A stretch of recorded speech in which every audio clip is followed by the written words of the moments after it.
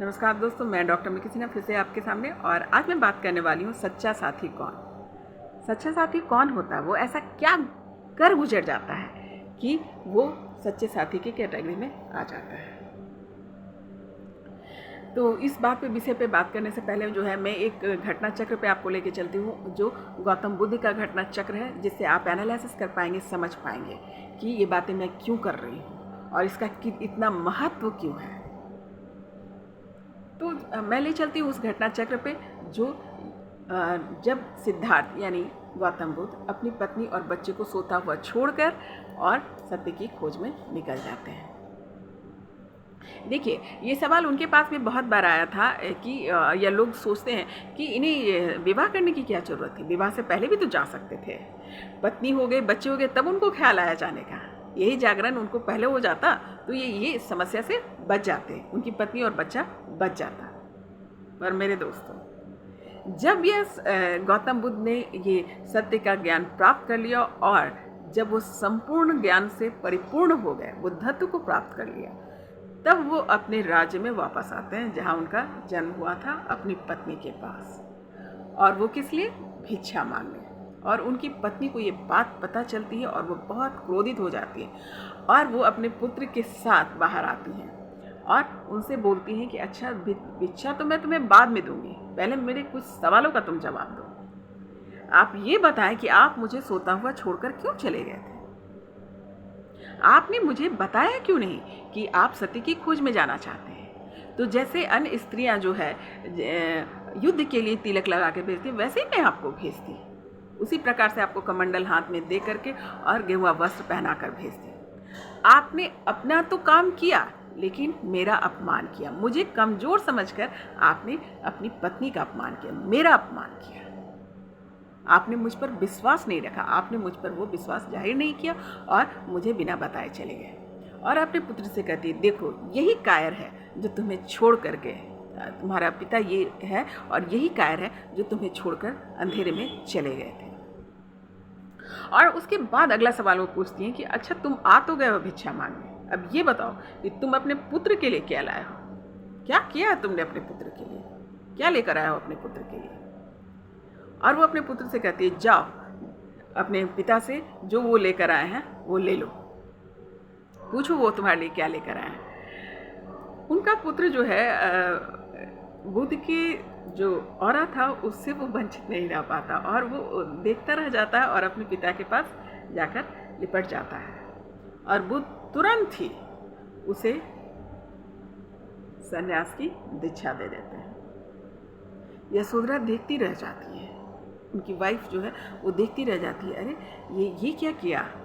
तो बोले कि मैं एज ए पिता जो है, मैं यही अर्जित किया हूँ, मेरी कमाई यही है, सत्य का ज्ञान ही मेरी कमाई है, सन्यास ही मेरी कमाई है और सत्य ही मेरा संपत्ति है। और यह संपत्ति मैं आज अपने पुत्र को देता हूँ। जो मैंने कमाया है वही मैं दे रहा हूँ। जो मेरे पास पहले से था वो मेरा ना था, ये मेरा कमाया हुआ है और ये मैं अपने पुत्र को दे रहा हूँ। और यशोधरा जैसे ये बात सुनती है, उनकी पत्नी जैसे ये बात सुनती है, उनके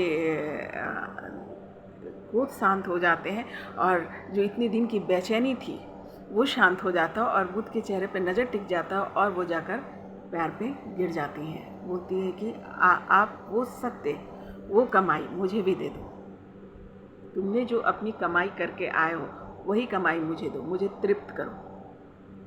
और गौतम बुद्ध जो है उसी समय जो है वो अपनी पत्नी को भी सन्यास का दीक्षा दे देते हैं। यानी गौर फरमाइएगा कि बुद्ध वहाँ सिर्फ भिक्षा लेने नहीं आए थे, वो अपने साथी और अपने वारिस जो भी इस जन्म के उनके थे, उनको सच्चा ज्ञान या सच्ची संपत्ति देने आए थे जो उन्होंने अर्जित की थी। यानी बुद्ध से बड़ा सच्चा साथी कोई नहीं, बुद्ध से अच्छा पति कोई नहीं और बुद्ध से अच्छा पिता कोई नहीं। उसने अपने पत्नी और बच्चे को भ्रमित नहीं किया, वो महल और पैसे, कौड़ी, मकान और वाहन में उसने सत्य का ज्ञान दिया, यानी अपने खुद का राजा, हमेशा के लिए उन्हें राजा बना दिया। जिसे सत्य का ज्ञान हो जाता है, जो सत्य का ज्ञानी होता है, वो स्वयं में राजा होता है। उसे इन जो सांसारिक भाव की चीज़ों को समझ करके उसको राजा समझने की ज़रूरत नहीं होती, वह बादशाह होता है। और बुद्ध ने अपनी पत्नी और अपने बच्चे दोनों को बादशाहत दे दी, सत्य का ज्ञान देके। तो बुद्ध से अच्छा, लोग बोलते हैं कि बुद्ध एक अच्छे पति नहीं थे, पर बुद्ध से अच्छा पति कोई हो ही नहीं सकता। अब बुद्ध से अच्छा पिता कोई नहीं हो सकता। ये कई जन्मों का खेल होने के बाद भी लोग लिप्त रहते हैं, और बुद्ध ने अपनी कमाई की और अपने बच्चे और पत्नी को दे दिया। तो सच्चा साथी कौन? जो बुद्ध सा व्यवहार करे वो सच्चा साथी। बाकी जो गहने, कपड़े, मकान, गाड़ी की बात कर रहे हैं, उनकी तो समझ ही नहीं है, वो सच्चा साथी हो ही नहीं सकता। वो आपको झूठ की तरफ खींच रहा है, और झूठ क्या होता है? नश्वर होता है। और सत्य राजा, वो कभी नहीं खत्म होने वाला। और इसी प्रकार से जब कोई सिर्फ अपनी शक्ति को ये बोल रहे हैं कि आप जो है सत्य के ज्ञान की तरफ बढ़े, तो उनका मजाक ना उड़ाए, उनको उनकी इज्जत करें और उनकी बात को समझे, क्योंकि वही आपको सही राह दिखा रहे हैं। या कोई शक्ति अगर आपको स्पिरिचुअल जर्नी में लेकर जाना चाह रही है, सत्य की राह बता रही है, तो उसके साथ जाओ। क्योंकि ये सवाल भी आया है, ये बात आई है, इसलिए मैं इसको शुरुआत मैंने वहाँ से की कि वो सारी बातों को तो मान रहे हैं, physical relation it's a very easy, और भी सारी चीज़ों को वहाँ पर कंफर्ट जोन समझ रहे हैं जब भी, लेकिन वो स्पिरिचुअल बात कर रहे हैं, सत्य के ज्ञान की बात कर रहे हैं, तो एक दूसरे का सपोर्ट नहीं कर रहे हैं। याद रखिए, सिर्फ शक्ति की जर्नी ही सत्य की खोज के लिए है, अपनी खोज के लिए, सत्य की खोज के लिए है। और अगर आप सच्चा साथी भी, सच्चे प्रेमी की तरह उभर कर आना चाहते हैं, सच्चे पति की तरह, सच्चे पत्नी की तरह भी आप उभर कर आना चाहते हैं, तो सत्य के ज्ञान की तरफ जाइए। अगर सिर्फ आपको बता रही हूँ तो आप समझ लीजिए कि उससे अच्छा साथी आपका कोई नहीं। वो आपको फॉर एवर के लिए राजा बना रही है, महाराजा, बादशाह बना रही है। या कोई सिर्फ अपनी शक्ति को तो हमेशा के लिए उसे महारानी बना रही है, महारानी बनाने जा रहे हैं सत्य के ज्ञान के साथ। तो इसके साथ जाइए और इस बात को समझिए, इसके सार को समझिए और सत्य की तरफ जाइए। जो चीज़ आपको दिख रहा है या जिसके पीछे आप भाग रहे हैं, वो मिथ्या है, वो खत्म हो जाने वाली है ना।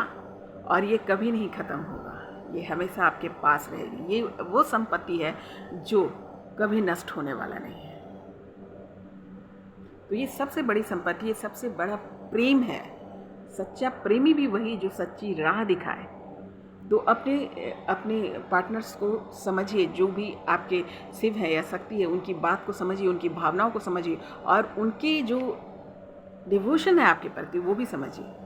बिगाड़ना बहुत आसान है, गलत राह पर ले जाना बहुत आसान है, पर सही राह दिखाना ये बहुत टफ टास्क है। उसके लिए पहले वो स्वयं को तैयार करना पड़ता है, स्वयं को उस राह से गुजारना होता है, तब वो आपके पास आ रहे हैं या आ रही हैं। तो गलती से भी कोई गलत चुनाव ना करें, सही चुनाव के साथ जाएं और सत्य का ज्ञान के साथ जाएं। सच्चा साथी वही जो सत्य का ज्ञान कराए। उम्मीद करती हूँ कि आपके सवालों का जवाब, आपकी बातों का जवाब मैं दे पाई और इस शब्द का अर्थ समझा पाई। तो फिर मिलती हूँ नए सवाल, नए जवाब, नए विषय के साथ। नमस्कार।